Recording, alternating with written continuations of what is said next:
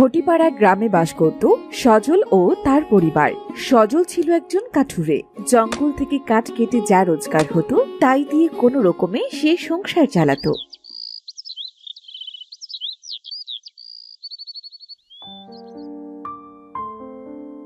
এই যে বাবা, তুমি বাইরে বেরোচ্ছ বুঝি? হ্যাঁ রে মা, এই তো বের হচ্ছি।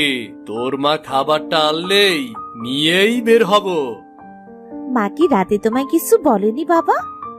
কই না তো, তোর মা তো আমাকে তেমন কিছুই বলেনি। কেন, কি হয়েছে সেটা তো বলবি। এই যে মা, তুমি এসেছো। কাল রাতে তোমায় কি বলেছিলাম সেই কথা কি তুমি বাবাকে বলনি? ইস, ভুলেই গেছি রে মা। তাছাড়া তুই তো জানিসই তোর বাবার তেমন আয় রোজগার নেই। যা আয় করে তা দিয়ে তো আমাদের সংসারটাই ঠিকভাবে চলে না। আহা গিন্নি, কি হয়েছে একটু বলবে তো আমায়। বাবা, ও বাবা, আমি চিংড়ি মাছ খাবো। আমার চিংড়ি খেতে খুব ইচ্ছে করছে। ও বাবা, আজকে তুমি আমায় কিছু চিংড়ি মাছ এনে দেবে বাবা? ও এই কথা।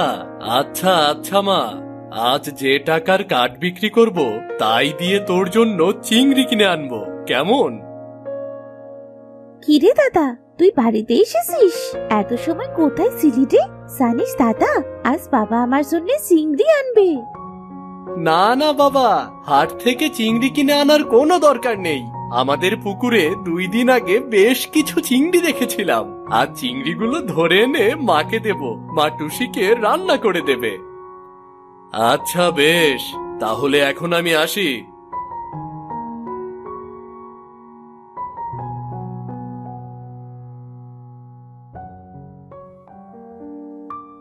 শোন দাদা, বাবাকে তো চিংড়ি আনতে বারণ করলি, এবার কিন্তু তোকে চিংড়ি ধরে আনতেই হবে।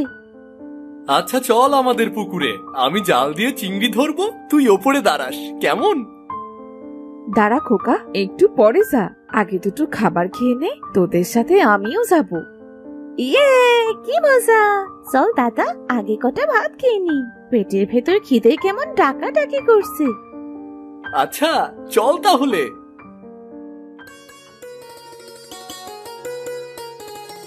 কিছু সময় পর বিট্টু তার মা ও বোন মিলে তাদের বাড়ির পাশের পুকুরে যায় চিংড়ি ধরতে।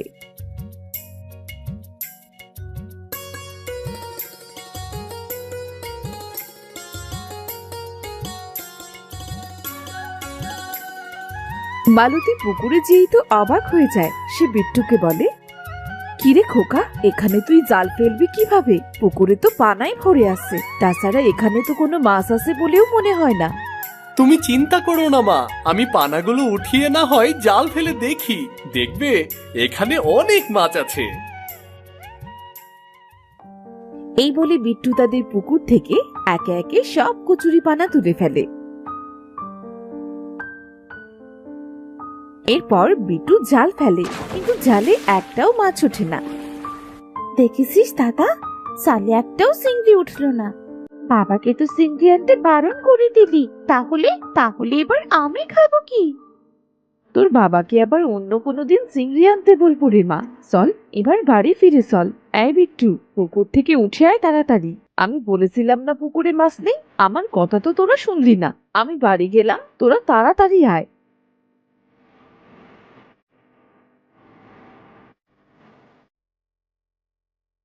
দাদা, চিংড়ি খেতে আমার না বড্ড শখ। তুই একদিন আমায় চিংড়ি খাওয়াবি? হ্যাঁ রে আমার লক্ষ্মী বোন, আমি একটু বড় হই তখন তোকে ঠিক চিংড়ি খাওয়াবো, দেখিস। সত্যি বলছিস দাদা? তুই দেখবি, তুই একদিন অনেক বড় লোক হবি। আমাদের বাবা মায়ের মতো গরিব থাকবি না। বাবা মা আমাদের একটু মাছ খাওয়ায় না। এমন বলতে নেই রে বোন, বাবা তো আমাদের জন্য রোজ কত পরিশ্রম করে। আমরা তো বাবার জন্যই দুমুঠো খেতে পারছি। সত্যি তো, আমার ভুল হয়েছে দাদা। আমি আর এমন কথা কখনো বলবো না। বাবার কাছে আর চিংড়ি খেতে চাইবো না।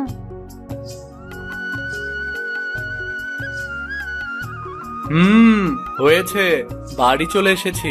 যা, তুই মায়ের কাছে গিয়ে বস, আমি গরুটা নিয়ে মাঠে যাই।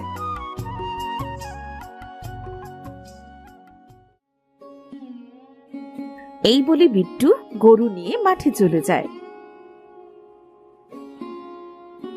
মাঠ থেকে ফেরার পথে বিট্টু মাঠ পুকুরের ধারে একটা বড় চিংড়ি মাছ লাফাতে দেখে। ওরে বাবা, কত বড় এই চিংড়ি মাছটা! দেখি তো ধরতে পারি কিনা। কত বড় চিংড়িটা! কি যে খুশি লাগছে আজ। বোন আমার এত বড় চিংড়ি দেখলে খুব খুশি হবে। তাড়াতাড়ি বাড়ি গিয়ে চিংড়ি মাছটাকে দেখাই। এই বলে বিট্টু চিংড়ি মাছটা নিয়ে এরপর গরুটা নিয়ে বিট্টু তাদের বাড়ির পথে রওনা দেয়।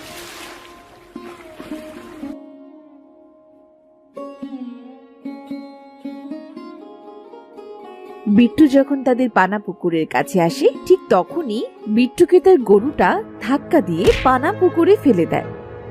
ইস, হাতটা মনে হয় কেটে গেছে। গরুটার ফেলার জায়গা পেল না। এ কি, চিংড়ি কোথায়?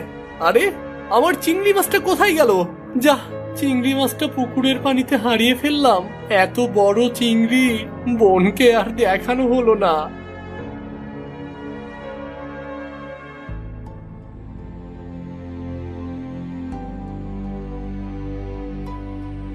একই রে ভাইয়া, তুই তো মাঠে গিয়েছিলি, অমন ভিজলি কি করে? আর বলিস না রে বোন, তোর জন্য মাঠের পুকুর থেকে একটা বড় চিংড়ি ধরেছিলাম। চিংড়ি মাছটা নিয়ে বাড়ি ফেরার পথে শয়তান গরুটা আমাকে আমাদের পানা পুকুরের পানিতে ফেলে দিল, আর চিংড়ি মাছটাও হারিয়ে ফেলেছি পুকুরে। আই শয়তান গরু, তুই আমার মাছটাকে ফেলে দিলি কেন? হ্যাঁ, চিন্তা করিস না বোন, যে করেই হোক আমি চিংড়ি মাছ ধরে তোকে খাওয়াবই। ঠিক আছে ভাই, তুই এখন যা। আমরা সবাই তো তোর জন্য না খেয়ে বসে আছি। তাড়াতাড়ি গরুটা বেঁধে খেতে আয়, সবাই একসাথে খাবো।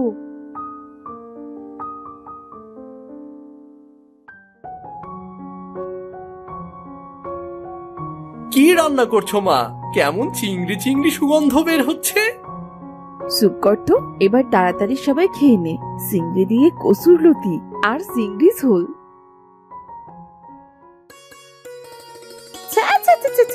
এত ছোট্ট চিংড়ি আমি খাবো না মা, আমার বড় চিংড়ি চাই।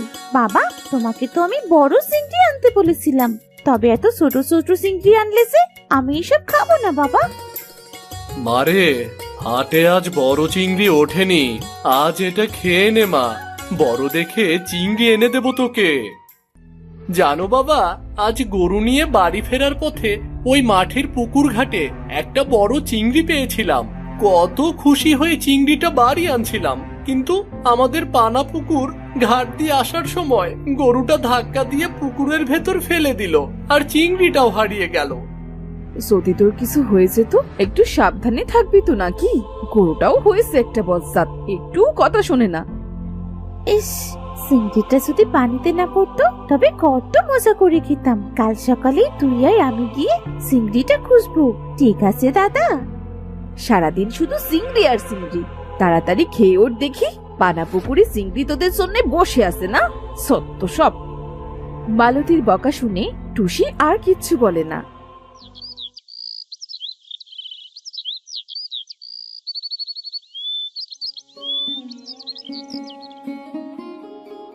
পরদিন টুসি বিট্টুকে ডেকে নিয়ে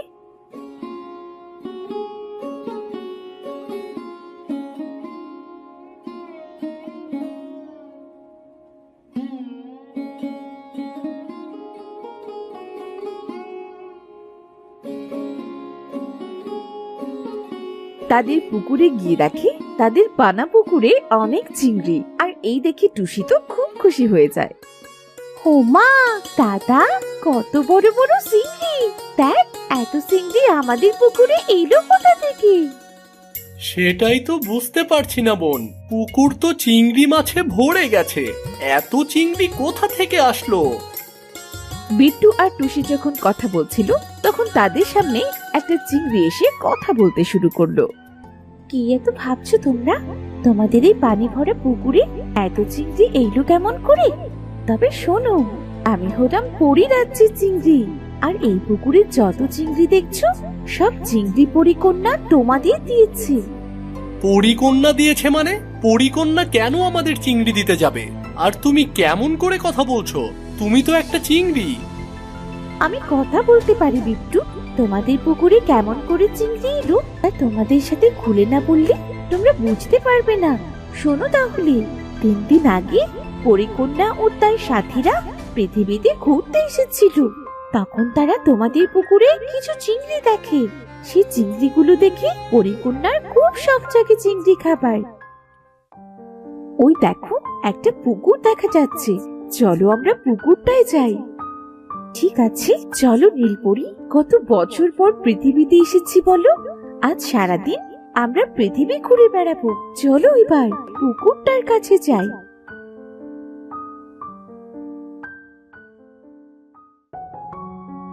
এই বলে পরিকন্যা উড়ে পুকুরের কাছে এলো, সাথে নীলপরিও আসে।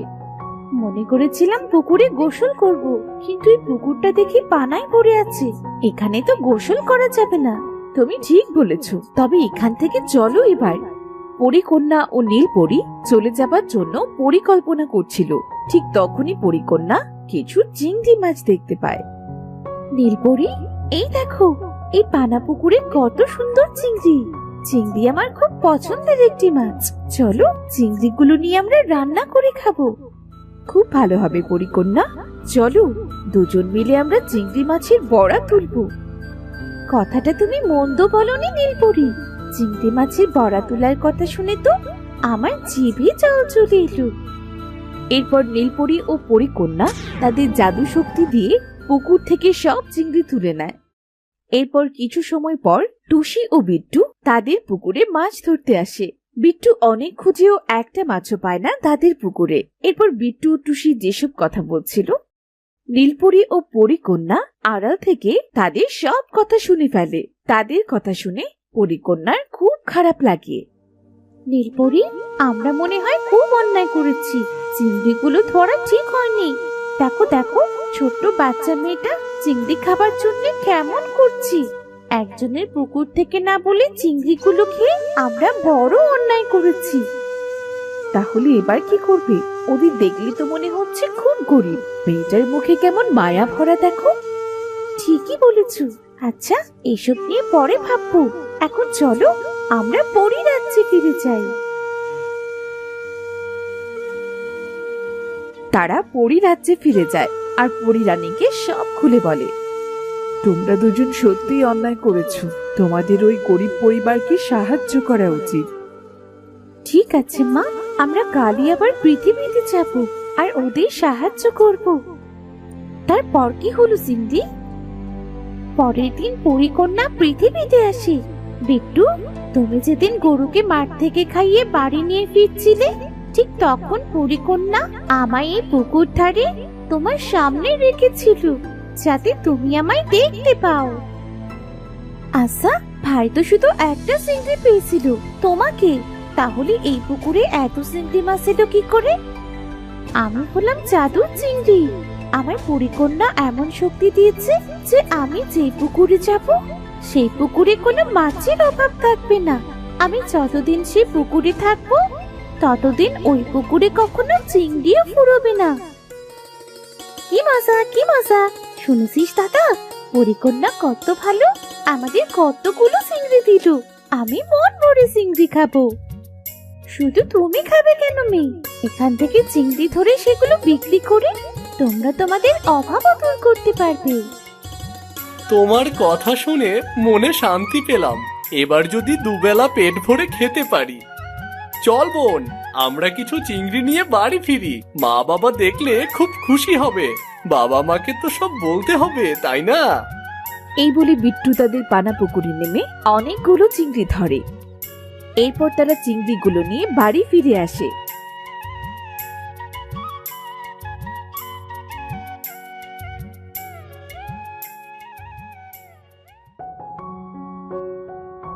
বাড়ি এসে বিট্টু চিংড়িগুলো তার মায়ের কাছে দেয়। কিরে বাবা, এত চিংড়ি কোথায় পেলি? চিংড়ি? কি বলছো গিন্নি?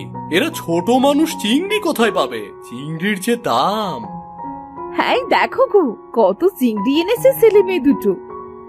সব আমাদের পানা পুকুরে চিংড়ি গো মা। জানো মা, আমাদের পুকুরে অনেক চিংড়ি আছে। মানে পানা পুকুরে এত চিংড়ি কেমন করে এলো? বাবা, আমি সব বলছি।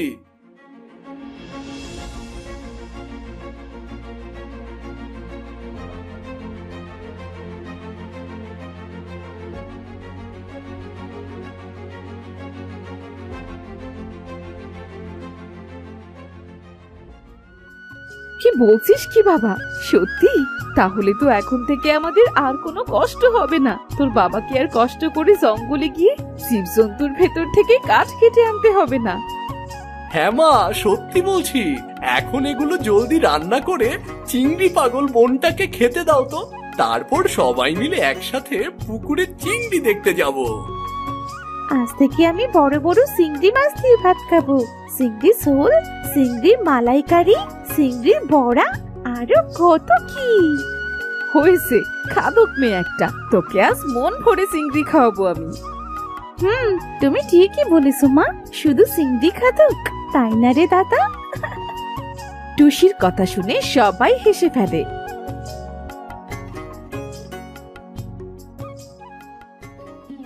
এরপর মালতীতে রান্না করে, টুসি মন ভরে চিংড়ি খায়। এরপর বাড়ির সবাই মিলে তারা পানা পুকুরে চিংড়ি দেখতে যায়।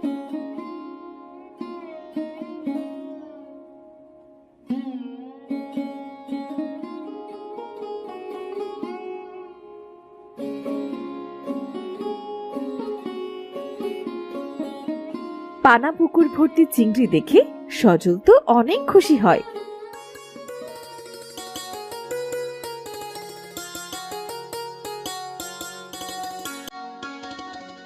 সজল আর বিট্টু মিলে পুকুর থেকে অনেকগুলো চিংড়ি ধরে সেগুলো বাজারে নিয়ে বিক্রি করতে যায়।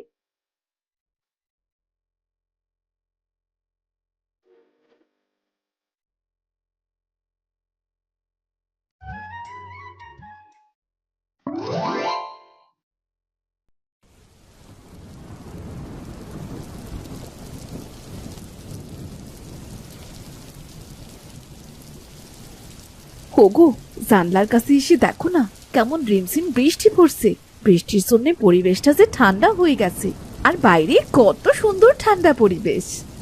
হ্যাঁ গো গিন্নি, সুন্দর পরিবেশ তো বটেই, কিন্তু এই সুন্দর পরিবেশ বড় লোকদের জন্য, আমাদের মতো গরিব মানুষদের জন্য নয়। টানা বৃষ্টি হলে যে কাজে যেতে পারবো না, আর কাজে না গেলে না খেয়ে থাকতে হবে, বুঝলে? ধুত, দিলে তো মেজাজটা নষ্ট করে। এজন্যই তোমার সাথে কথা বলতে ইচ্ছে করে না আমার। যা বাবা, আমি আবার কি করলাম? আমি তো সত্যি কথাই বললাম। হ্যাঁ গো, কি সত্যিবাদী লোকটা আমার। ওই দেখো, বৃষ্টি থেমে গেছে। যাও, তুমি কাজে যাও, আর বাড়ি ফেরার পথে বাজার করে নিয়ে এসো। বাড়িতে কিন্তু কোনো বাজার নেই। ঠিক আছে গিন্নি, আমি তাহলে বের হলাম। এরপর হরি তার কাঠ কাটার কাজে বের হয়ে গেল। সৃষ্টিকর্তা, তুমি আমার স্বামীকে দেখে রেখো। যাই, আমি আমার সংসারের কাজগুলো গুছিয়ে নিই।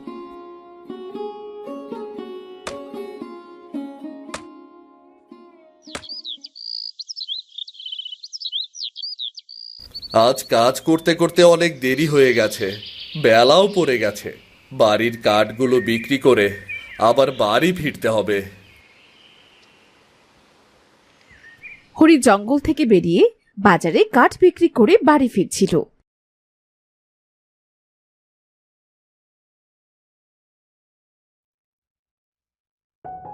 কিছু দূর আসার পর রাস্তার পাশে সে একটা কচু গাছ দেখতে পেল।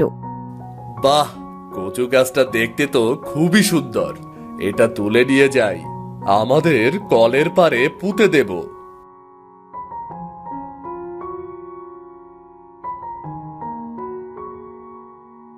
হরি বাড়ি চলে গেল আর তার বউকে ডাকতে লাগলো। গিন্নি, ও গিন্নি, কোথায় গেলে? এদিকে এসো, দেখো তোমার জন্য কি নিয়ে এসেছি গো। এই তো আসছি। কই কই দেখি কি নিয়ে এসেছো। হোমা, এই তো আস্ত একটা কচু গাছ। হ্যাঁ গো, চলো এটা কলের পারে পুঁতে দিয়ে আসি। এখন বর্ষার সময়, যদি গাছটা বেঁচে যায় তাহলে আমাদের তরকারির অভাব হবে না গো। হ্যাঁ, কথাটা তুমি মন্দ বলনি। চলো গিয়ে পুঁতে দিয়ে আসি। তা তুমি বাজার করে নিয়ে আসোনি? তোমায় না বললাম আসার সময় বাজার নিয়ে আসতে। ইস গিন্নি, কচু গাছের জন্য একদমই ভুলে গেছি। কাল নিয়ে আসবো কেমন? এখন চলো তো। এরপর হরি ও মিনতি কচু গাছটা পুঁতে দিয়ে আসলো। দেখতে দেখতে কিছুদিনের মধ্যেই একটা থেকে অনেকগুলো গাছ হয়ে গেল। দেখো দেখো গিন্নি, আমাদের কত কচু গাছ হয়ে গেছে। হ্যাঁ, আর কিছুদিন পর কচুর শাক, কচুর ডাঁটা সব খাওয়া যাবে।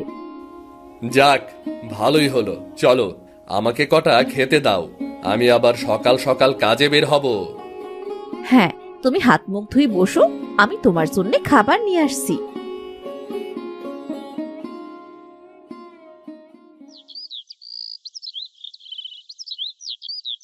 কই গিন্নি, তাড়াতাড়ি করো, আমার তো দেরি হয়ে যাচ্ছে। বেলা চড়ে গেলে যে কাজ করতে কষ্ট হবে।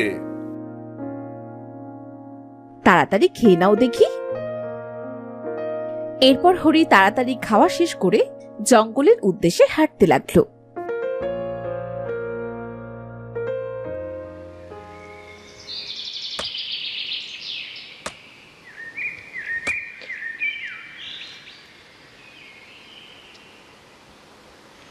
যাহ বাবা, আজ তো কাঠ কাটতে কাটতে বেলা শেষ হয়ে গেল।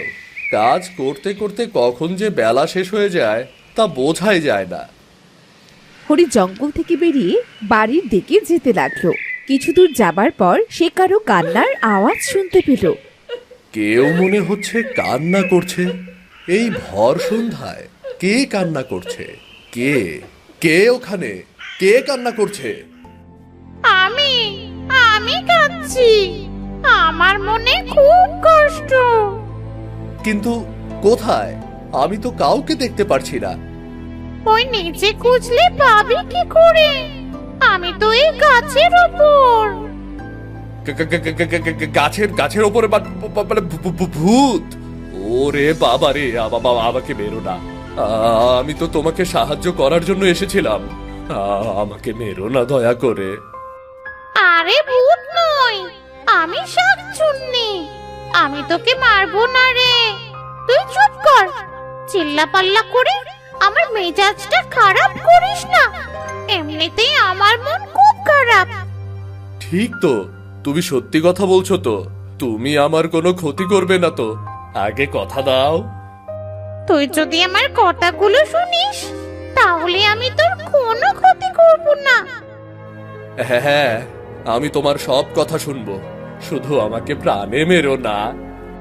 ঠিক আছে, আমি তোকে মারবো না। তা তুমি এখানে বসে বসে কাঁদছিলে কেন? তোমার কি হয়েছে? মানুষের রক্ত খেতে আমার ভালো লাগছে না, আমার এখন অন্য কিছু খেতে ইচ্ছে করছে, তাই মনের দুঃখে এখানে বসে কাঁদছিলাম। অন্য কিছু খেতে ইচ্ছে করছে মানে? হ্যাঁ রে হ্যাঁ, তা তোমার কি খেতে ইচ্ছে করছে শুনি? আমার কচু শাক আর ইলিশ খেতে ইচ্ছে করছে, তুই খাওয়াবি আমায়? আমি তোমাকে কিভাবে খাওয়াবো? কে? কি বললি? তুই আমায় খাওয়াবি না? এক্ষুনি তোর ঘাড় মটকে দেব, তোর রক্ত মাংস সব খাবো আমি। আরে আরে শান্ত হও, তুমি আগে আমার কথাগুলো শোনো, তারপর আমাকে খেও। কি কথা, তাড়াতাড়ি বল। আমি গরিব মানুষ, আমাদের নুন আনতে পান্তা ফুরায়।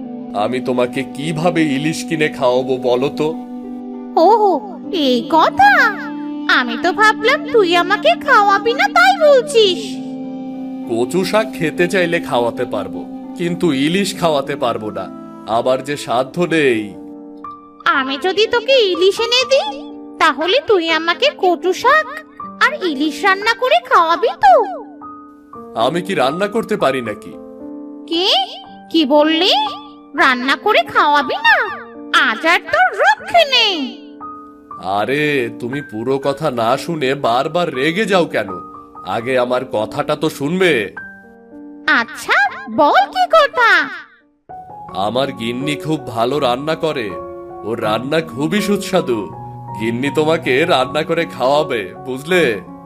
হো, এই কথা? ঠিক আছে, তুই এখানে বস, আমি ইলিশ মাছ নিয়ে আসছি। তারপর দুজনে যাব তোর বাড়িতে। এখানেই থাকবি কিন্তু, চলে গেলে তোর কপালে বিপদ নিশ্চিত। সে আমি জানি, তুমি যাও, আমি এখানেই বসে আছি। ঠিক আছে, আমি যাব আর আসবো। কার পাল্লায় যে পড়লাম, কপালে কি আছে তা কে জানে। কিছুক্ষণ পরেই দুটো ইলিশ মাছ নিয়ে ফিরে এলো। এই দেখ, আমি কত বড় বড় দুটো মাছ নিয়ে এসেছি। এই সময়ের মধ্যেই তুমি চলে এসেছো? হ্যাঁ রে হ্যাঁ, আমার আবার সময় লাগে নাকি? তা তোর নামটা যেন কি? তোর নামটা তো জানাই হলো না। আমার নাম হরি। ও হরি, তাহলে চল হরি, এবার তোর বউয়ের কাছে যাই। ঠিক আছে, চলো।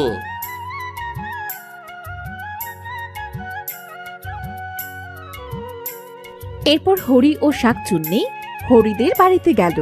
বাড়ি গিয়ে হরি তার বউকে ডাকতে লাগলো। গিন্নি, ও গিন্নি, তাড়াতাড়ি বাইরে এসো।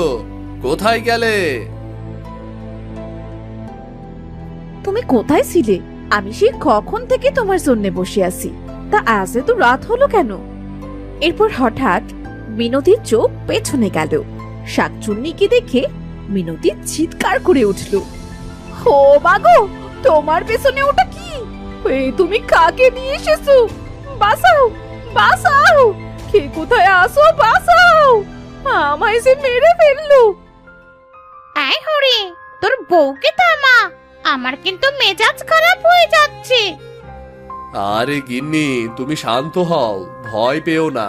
তুমি আমার কথা শোনো, শাকচুন্নি তোমার কোনো ক্ষতি করবে না। না না, শাকচুন্নি আমার ঘাড় মটকাবে, আমায় মেরে ফেলবে। আরে গিন্নি, শাকচুন্নি যদি মারতো তাহলে তো আমাকে আগেই মেরে ফেলতো। আমি তো দিব্যি তোমার সামনে দাঁড়িয়ে আছি, কথা বলছি। হ্যাঁ তাই তো, তাহলে শাকচুন্নি তোমার সাথে কেন এসেছে? তোমার হাতের কচু শাক আর ইলিশ রান্না খেতে। শাকচুন্নির কচু শাক আর ইলিশ খেতে খুব ইচ্ছে করছে। কিন্তু ইলিশ পাবো কোথায়? শাক তো আমাদের কাছেই আছে। তোমারও চিন্তা করতে হবে না, ইলিশ মাছ শাকচুন্নি নিয়ে এসেছে, আর আমি কলপার থেকে কচু শাক এনে দিচ্ছি। তুমি খুব সুন্দর করে রান্না করে দাও, কেমন? ও, তাহলে তুমি শাকচুন্নির কাছ থেকে মাছ এনে দাও, আমি কেটে ধুয়ে নিই। আর হ্যাঁ, শাক আনতে যাওয়ার সময় শাকচুন্নিকে তোমার সাথে নিয়ে যেও, কখন না আবার কি করে ফেলে। আচ্ছা ঠিক আছে, শাকচুন্নি মাছ দুটো দাও, গিন্নি কেটে ধুয়ে পরিষ্কার করে দেবে। তুমি আর আমি যাব শাক তুলতে। এই নে মাছ, তোর বউয়ের কাছে দিয়ে আয়, রান্নাটা যেন তাড়াতাড়ি বসায়, আমার আবার তাড়া আছে কিন্তু। এই নাও গিন্নি, তাড়াতাড়ি পরিষ্কার করো। বাহ, মাছ দুটো তো খুব বড় বড় আর তাজাও বটে। আমি তাহলে শাক আনতে যাই। এরপর হরি আর শাকচুন্নি গেল শাক নিয়ে আসতে। এই নাও গিন্নি, কচু শাক, এবার সুন্দর করে রান্না করো দেখি। তোমরা গিয়ে বসো, আমি এক্ষুনি রান্না করে নিয়ে আসছি। কিছুক্ষণ পর মিনতি রান্না বসালো, আর ওদিকে হরি হাত মুখ ধুয়ে বারান্দায় বসলো। আহা, কি সুন্দর ঘ্রাণ বেরোচ্ছে রে হরি। তোমাকে তো বলেছিলাম আমার গিন্নি খুব সুন্দর করে রান্না করতে পারে।